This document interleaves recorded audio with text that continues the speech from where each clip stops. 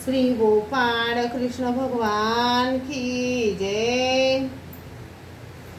माझे सर्व भाविक भक्त, माझे श्री गोपाळ कृष्ण स्वामी यांचे भक्त, माझे दयाळू मयाळू, माझे माय बाप सर्वज्ञ श्री चक्रधर स्वामी यांचे भक्त। आता दायंबावर विघ्न येणाऱ्या स्वामींनी पहा कसा नाश केला, या लीळेद्वारे आपण ऐकूया।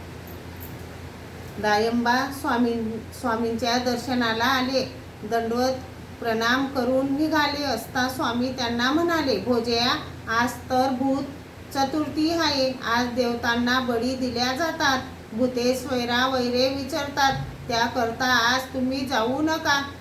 स्वामींच्या दर्शनाला दायंबा आले आणि दर्शन झाल्यानंतर ते जाऊ लागले तर स्वामी त्यांना म्हणाले की आज भूत चतुर्थी दशी आहे, तुम्ही आज जाऊ नका। पण दायंबांनी सांगितले, जीजी, माझ्या घरी उद्या श्राद्ध आहे व ब्राह्मणांना भोजनाचे आमंत्रणही दिलेले आहे, त्यासाठी मला जाणे आवश्यक आहे।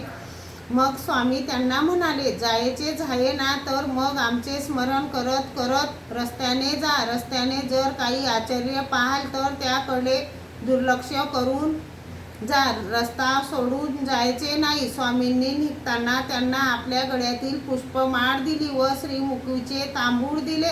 अनुज्ञा घेऊन दायंबा निघाले। पैठणवरून पुढे निघाले असता दोन माणसांचा परस्परात बोलण्याचा आवाज त्यांना ऐकू येत होता।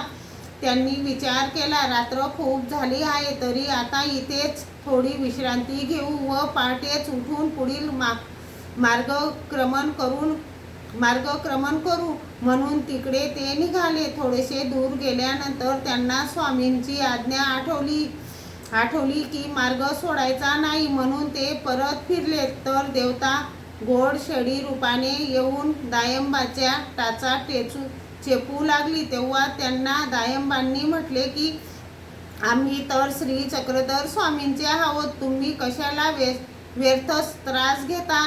ती शेळी थोडा वेळ थांबे व चालू लागली की पुन्हा तोच प्रकार करी। विहिरीपर्यंत ती आली व विहिरीत तिने उडी घेतली। अशा प्रकारे दायंबा आपल्या घरी पोहोचले।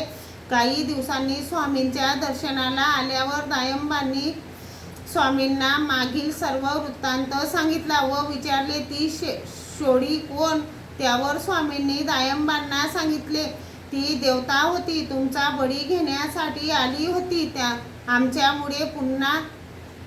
आमच्यामुळे तुम्ही वाचले। अशा प्रकारे दायंबावर आलेल्या विघ्नाचा स्वामींनी नाश केला, दायंबाचे देवता विघ्नापासून रक्षण केले। श्री गोपाळ कृष्ण भगवान की जय।